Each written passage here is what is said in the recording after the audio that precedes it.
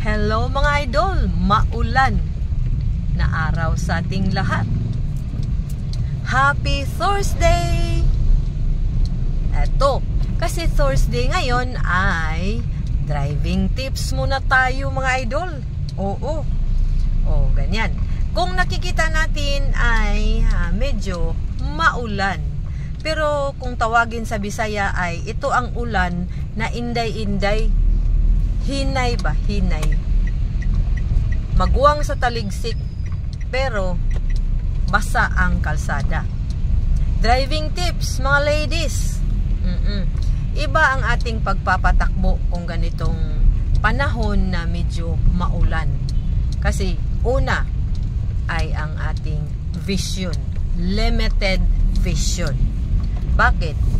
Siyempre makulimlim at yung windshield natin ay may patak-patak ng ulan, diba? May patak-patak at saka madulas ang kalsada. Nung nagpa-practice pa lang akong nagda-drive,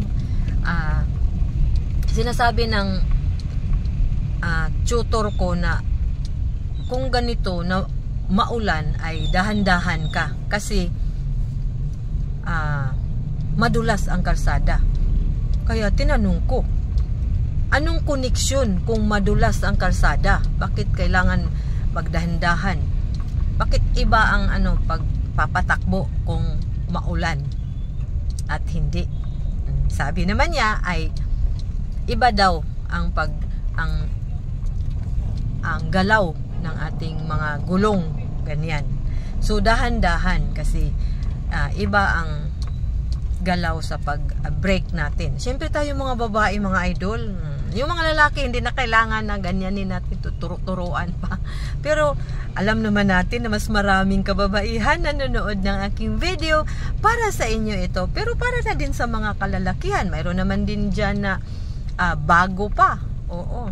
Pero ang tinuturo talaga ng mentor ko ay sinasabi niya na hindi isipin na matagal na tayong driver. Araw-araw daw isipin na bago pa lang tayo. Sabi ko, bakit kailangan bakit kailangan isipin?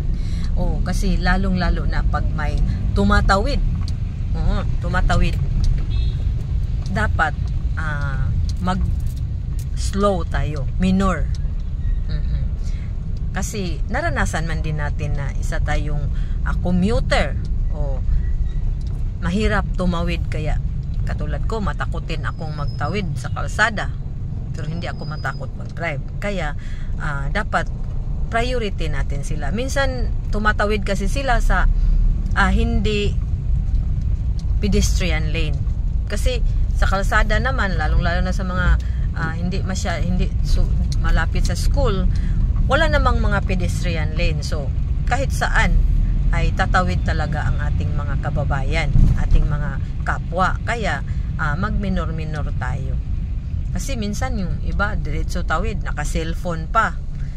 So tayo mga driver, tayo ang umunawa sa kanila. Lawakan natin ang ating unawa na unawain na lang natin sila na diretso sila tawid, lalong-lalo na nagmamadali. Pero kung kaya natin na paunahin talaga sila, hindi malakas ang ating takbo, ay paunahin natin sila sa pagtawid. So yun lang mga idol, maraming salamat at enjoy driving. Mag-ingat tayo.